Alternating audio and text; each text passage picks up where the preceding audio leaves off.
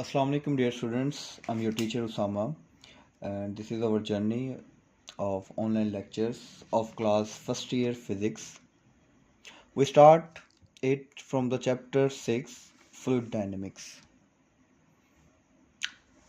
The learning objectives of today's lectures are the viscous forces and the retarding effect. हम सबसे पहले सीखेंगे कि viscous forces क्या हैं और उनको समझने से पहले हम एक टर्म को समझेंगे जिसको हम कहते हैं viscosity.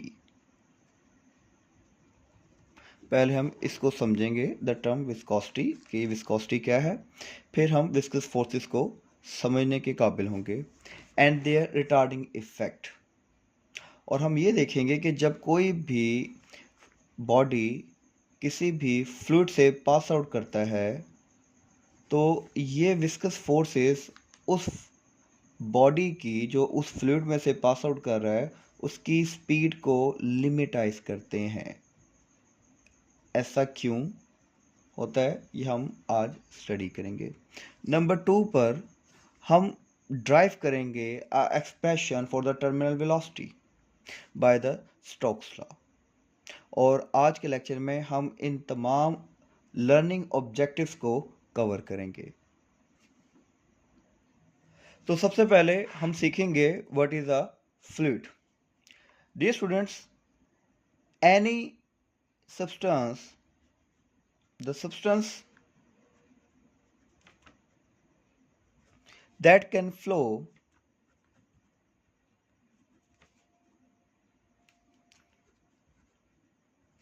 from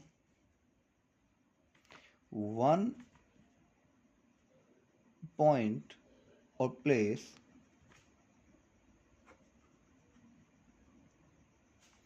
to another place is called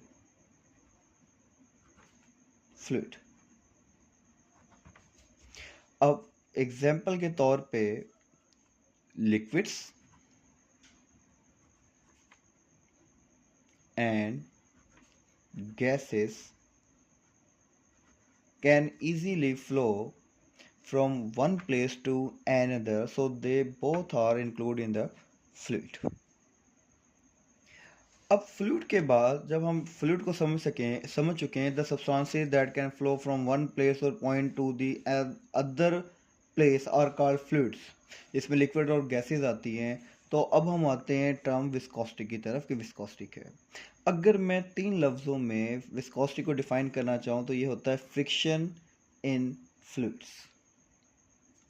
इसको मज़ीद एक्सप्लेन करते हैं। विस्कोसिटी क्या है? The frictional effect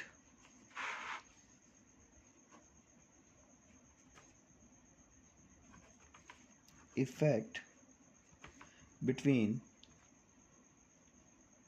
the layers of fluid is called viscosity।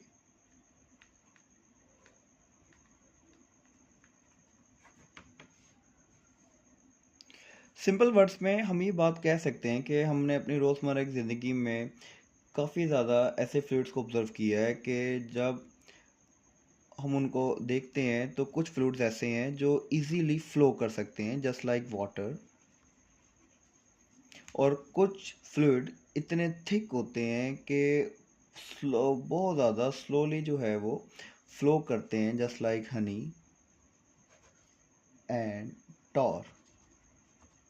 हम कह सकते हैं कि जो वाटर है इसकी विस्कोसिटी कम है, small viscosity,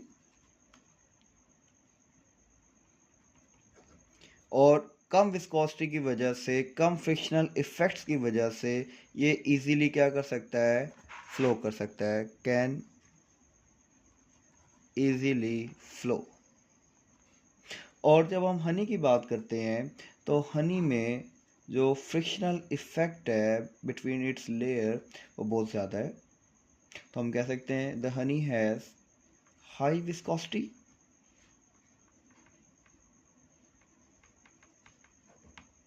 and cannot flow easily।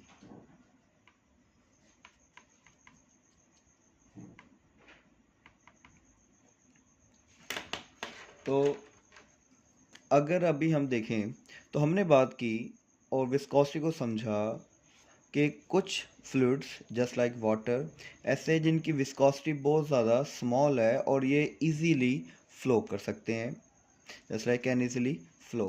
और कुछ फ्लूइड ऐसे हैं जो बहुत ज़्यादा थिक होते हैं। क्यों? क्योंकि इनकी लेयर्स के दरमियान में जो फ्रिक्शन इफेक्ट है वो बहुत ज़्यादा होता है, तो हम कह सकते हैं इनकी विस्कोसिटी भी ज़्यादा होती है और ये आसानी से फ्लो नहीं करते बल्कि वेरी स्लोली फ्लो करते हैं, स्लोली फ्लो करते हैं। डियर स्टूडेंट्स, अगर हम इसको डायग्रामेटिकली देखें तो फर्ज करें एक बीकर है हमारे पास और उसमें हमने एक लिक्विड लिया हुआ है जस्ट लाइक वाटर। और अगर मैं अब इसकी लेयर्स बनाऊं तो वाटर के अगर हम मॉलिक्यूलर लेवल पे देखें तो पानी की जो लेयर्स हैं उनके अंदर मॉलिक्यूल्स कुछ इस तरह से अरेंज होते हैं। फर्ज करें this is the first layer of water molecules और उसको मैं ब्लैक कलर से बनाता हूँ दूसरी लेयर को। This is the second layer of water molecule and so on, ये लेयर बाय लेयर आगे बढ़ती जाते हैं, आगे जो है वो अरेंज होते हैं। और अगर हम इसको माइक्रोस्कोपिकली देखें करीब से तो हम ये ऑब्जर्व करेंगे कि ये जो लेयर्स हैं, ये जो मॉलिक्यूल्स हैं, ये एक दूसरे को रेजिस्ट करते हैं और एक दूसरे को अपने ऊपर से स्लाइड करने नहीं देते। So we can say that they resist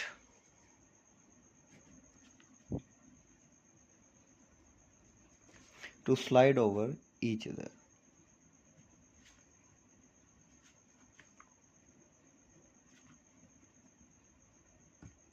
अब जितना ज़्यादा इन मॉलिक्यूल्स के दरमियान में ये ऑपोजिशन होगी हम कहेंगे इनकी विस्कोसिटी उतनी ही क्या होगी, ज़्यादा होगी। हाई ऑपोजिशन ज़्यादा तो विस्कोसिटी भी ज़्यादा हो जाएगी।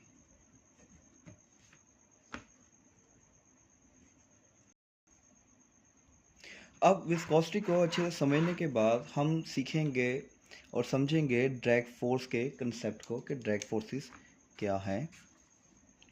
डियर स्टूडेंट्स, जब भी कोई भी ऑब्जेक्ट किसी भी फ्लूइड से पास आउट करता है विद द स्पीड तो वो फ्लूइड उस मूविंग ऑब्जेक्ट पर, उस बॉडी पर ड्रैग फोर्स अप्लाई करता है।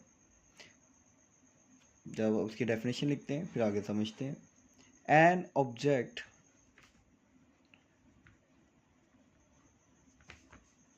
Moving through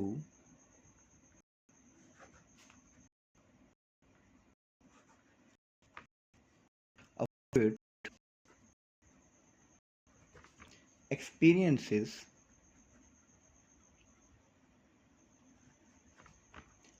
a retarding force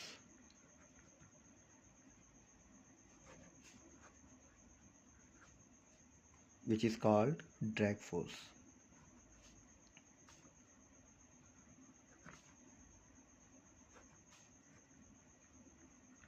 फर्ज करें एक हमारे पास फास्ट कोई बाइसिकल है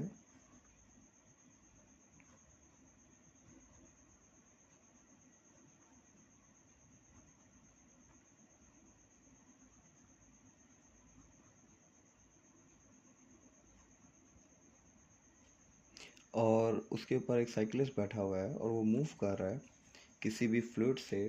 तो जो फ्लूइड है उसके ऊपर एक ड्रैग फोर्स अप्लाई करेगा और उसकी स्पीड को लिमिटाइज करेगा। अब ये कोई यूनी डायरेक्शनल नहीं होता, ये बाइसिकलिस्ट जिस तरफ भी मूव करेगा उसी तरफ वो अप्लाई की। हमने ऑब्जर्व किया है कि कहीं हमारे घुटनों तक या टखनों से अगर पानी है और हमें उसमें भाग रहा है तो हमारी स्पीड इतनी ज़्यादा नहीं होगी कंपेयर टू जब आप सिंपल भागते हैं किसी भी फ्लोर पर या ग्राउंड पर। उसकी रीज़न क्या है कि अगर फर्ज करें पानी में भागते हैं तो वो फ्लूइड उसकी विस्कोसिटी ज़्यादा है तो वो ज़्यादा फ्रिक्शनल इफेक्ट पैदा करेगा, ज़्यादा आप पर ड्रैग फोर्स अप्लाई करेगा। और हाँ, और जो सबसे इम्पोर्टेंट है,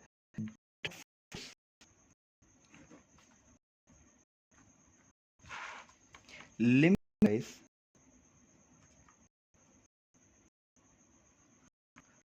of moving object.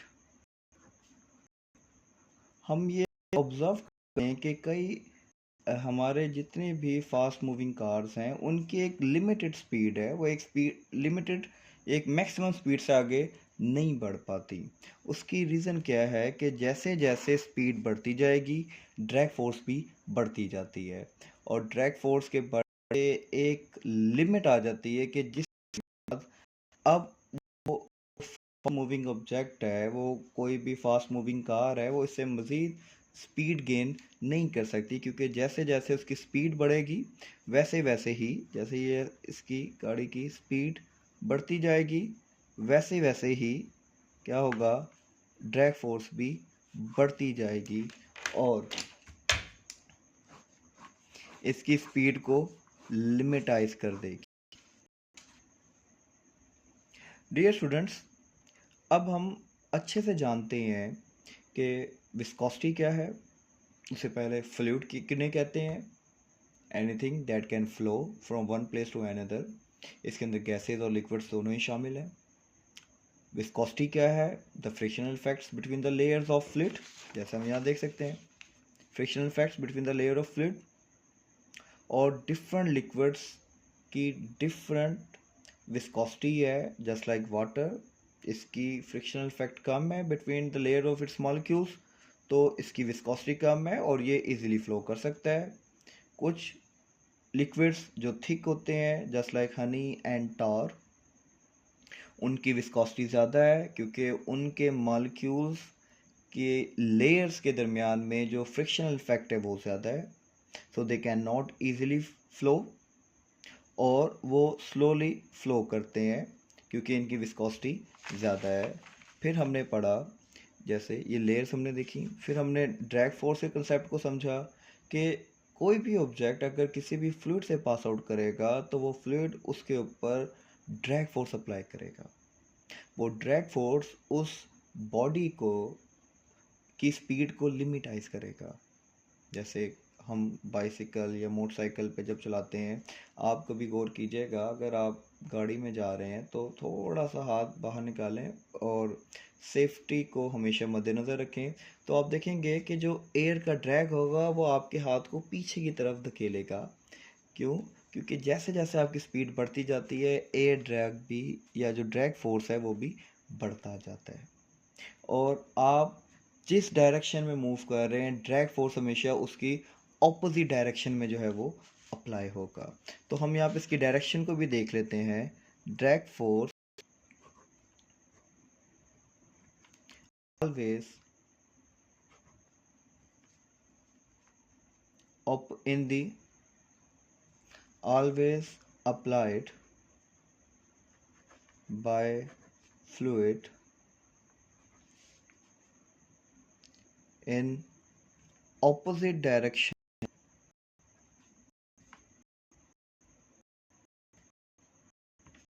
of motion of fluid।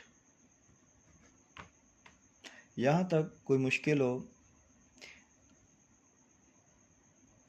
आए अब जानते हैं कि ड्रैग फोर्स अगर किसी भी ड्रॉपलेट पर अप्लाई हो रहा है तो उसको कैलकुलेट कैसे करें।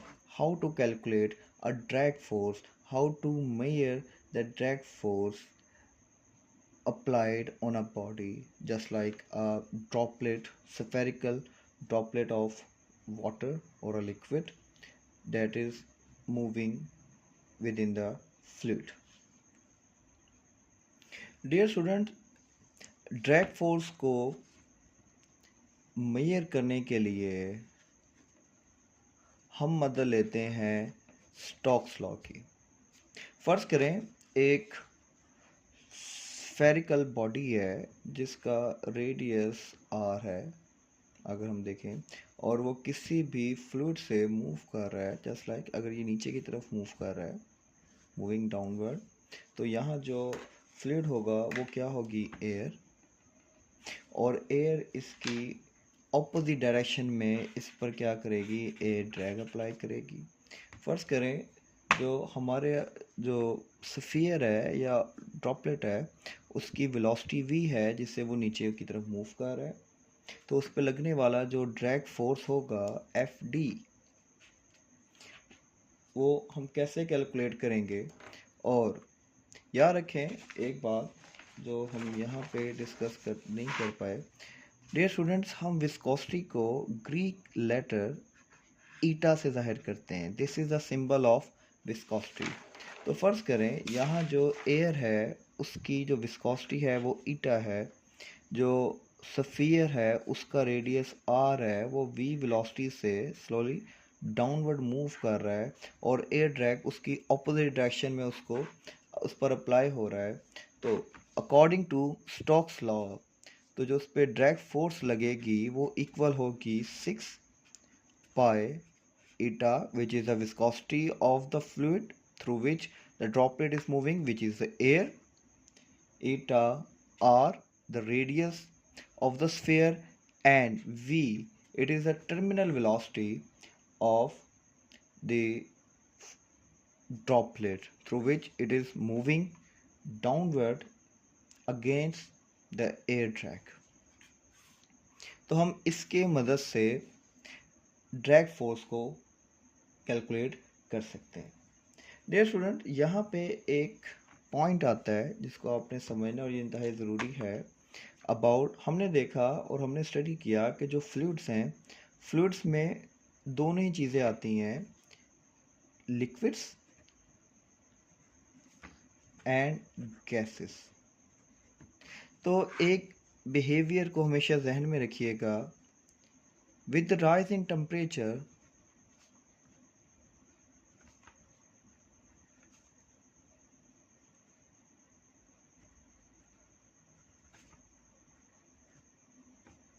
viscosity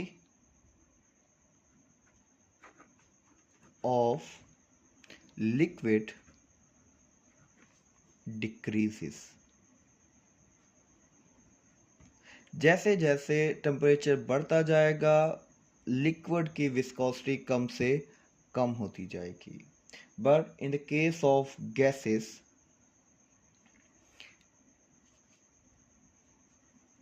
and viscosity of gases increases।